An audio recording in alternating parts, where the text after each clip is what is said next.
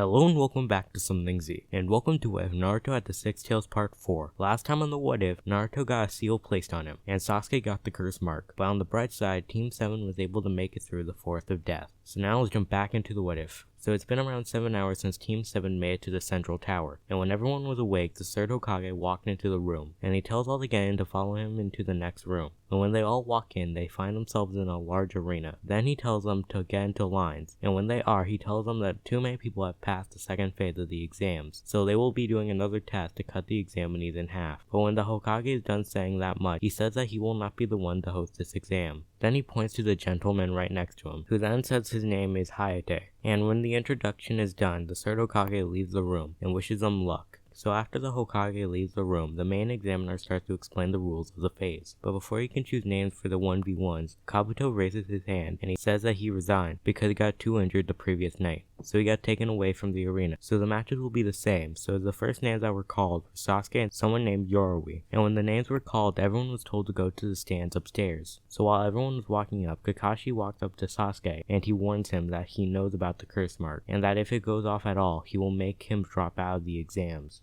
And after hearing this, Sasuke gives him a small nod. Then Kakashi walks up to the stands with everyone else. So now we skip to when everyone was in the stands, and when everything was ready, the match began, with Sasuke running at Yoroi, since he knows that he can't use his chakra, or he will be in serious pain. So now his only option is taijutsu. But after some fighting, Sasuke can tell that his opponent had the ability to drain chakra whenever they made contact. So when he figured that out, he knew that he had to end the match as quick as he could, or he would lose. So when Sasuke was able to get behind him, Sasuke launched him into the air, and he did the combo Rock Lee did on him right before the exam started. And when Sasuke landed the final attack, which was a kick to the ground, Yoroi was incapacitated. So Sasuke was the winner of the first round. And after the match, Kakashi took Sasuke to a remote location to try to subdue the curse mark. So now we skip to Naruto's match, and all the matches that we skipped will end the exact same way. So when everything was prepared, the match began with Akumaru turning into Kiba. Then they both charged at Naruto on all fours. Naruto, in response to them charging at him, shoots out powerful streams of water using the water trumpet jutsu, but even though it slowed them down a bit, it didn't seem to have that much of an impact.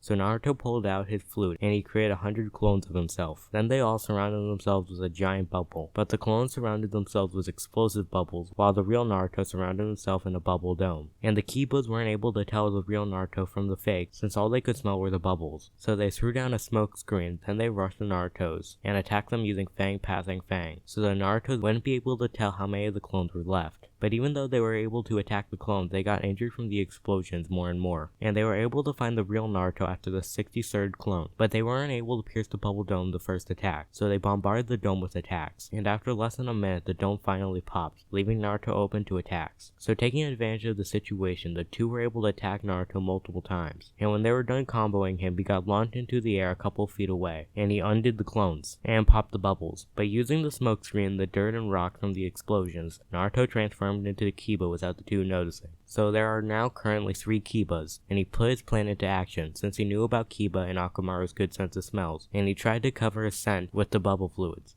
but it only worked a decent amount. So it matched his scent a lot, but not completely. So Kiba, when he smelled Naruto's scent, punched Naruto. But when Naruto got punched, he transformed himself into an injured Akumaru, which threw the real Kiba off, so he punched the other version of himself. But when he punched the other Kiba, it turned into another injured version of Akumaru. And taking advantage of Kiba's confusion, Naruto made a couple of clones, and he did his own version of the combo Sasuke and Rock Lee did, that he named the Naruto Uzumaki Barrage. And that made Kiba lose the match since he was too injured, so he couldn't get back when he landed on the ground. So now we skip to the end of all the matches, with everything happening the same. So Naruto swore that he would avenge Hinata, and after the 9 Genin were assigned opponents, they are told that they will have a month to train and prepare for the final part of the Chunin exams. And right before they left, Naruto ran to Kakashi and he asked him to train him. But Kakashi said that he will be too busy for the next month, so he won't be able to train Naruto, but he can get someone to train him instead. So he tells Naruto to meet him at the Hokage head the next day. So we jump to tomorrow morning, and Naruto was waiting on the 4th Hokage head, and when Kakashi gets there is someone walking right next to him. It was the Jonin Ebisu, and when they actually got to Naruto, Kakashi tells Naruto that Ebisu will train him instead of himself. But when Naruto hears this, he starts to complain, since he believes that he is stronger than Ibisu, and he was about to talk about how he beat Ibisu using one jutsu. But Ibisu, before Naruto finished speaking, covered Naruto's mouth, and he whispers in his ear to shut up, and in exchange, he will give him free ramen. And that made Naruto shut up. And after a bit of talking, Kakashi leaves. And when he's gone, Ibisu made Naruto a deal, and that was if he could escape him, he would resign from being his instructor, and he would make sure Kakashi has enough time to train him. And after a bit of thinking, Naruto accepts the deal. Then he jumps off the Hokage head to find a place to hide. But no matter where Naruto hid, Ibisu was able to easily find him every time. And after the 20th attempt, Naruto was done trying to hide, so he just accepts that he can't hide from Ibisu. So after they ate ramen, they started to train at the Leaf's hot springs. And the train they did was walking on water. But after half an hour, Ibisu noticed someone with white hair peeking into the women's changing room, so he tried to stop him. But when Ibisu tried to attack him, the white-haired man summoned a frog, and with one attack, Ibisu got knocked out. And seeing this all go down, Naruto runs to Ibisu and he tries to wake him up. But after a couple of shakes, Naruto could tell that Ibisu wouldn't wake up for a while. So he shouts at the old man that beat Ibisu for his name, and he demands that he will be his new teacher since he knocked out his new and only one. And after some persuasion, Jiraiya agrees to supervise Naruto. And then they go to the lake outside the village. And when they get to the lake, Naruto continues the training he did at the hot spring. And after the 10th attempt, Naruto took off his shirt and pants since they were wet, but he still continued to train. But now that his shirt is off, Jiraiya could see Naruto's seal, and the moment Jiraiya saw, he could tell it was from the 4th Hokage. So after Naruto failed that attempt, he told Naruto to come to him. And when Naruto got to Jiraiya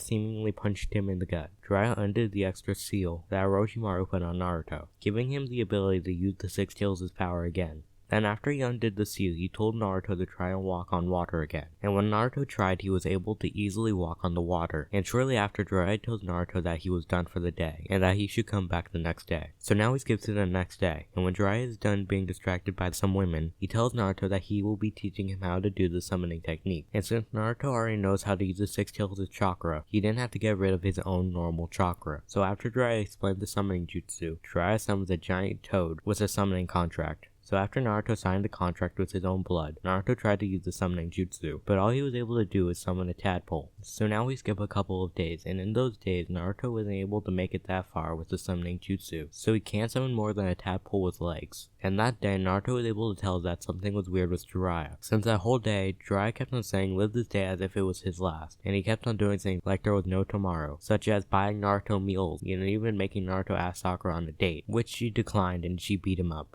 And when Jiraiya was done doing weird things, he took Naruto to a different training place. And before Naruto could react, Jiraiya pushed Naruto through a bush. But that bush was on the side of a cliff, so when he went through the bush, he started to fall down a cliff. And he tried to think of some way out, since he couldn't do anything to save himself, since if he does basically anything, that could make things worse, or just blatantly kill him. So he comes up with the idea to use the summoning jutsu, and with the rush of adrenaline from falling, Naruto was able to grab more of the Six Tails' chakra. And with that chakra, he was able to summon a giant toad that cushioned his fall. And when the toad was summoned, he started to ask where Jiraiya is, and Naruto told him that he was up there. Then he pointed to the top of the cliff. But before Gamabunta could jump up, Naruto said that he was actually the one that summoned him, and since he did, the toad will have to do everything he says. And hearing this, it made the toad mad. So he makes a deal for Naruto, which was that if he could stay on his back for the rest of the day, he will consider making him his underling. And seeing that there weren't any other options, Naruto accepted the deal. And after Naruto accepted, Gamabunta jumped out of the cliff. And that's when the challenge started. At the start, Gamabunta just shook himself around trying to shake Naruto off. But when that didn't seem to work, he started to jump around, which almost shook Naruto off a couple of times. But whenever he was about to fall, he would make clones to bring himself back to Gamabunta's back. So we skipped to the end of the day, and Naruto was able to stay on Gamabunta's back. But at around sunset, Naruto passed out from overusing his chakra. And when Gamabunta noticed this, he took Naruto to the Leaf's hospital, and he left him at the front doors. And hearing the toad land, the doctors go outside to look what happened. And when they do, they see an unconscious Naruto, who then spends the night there.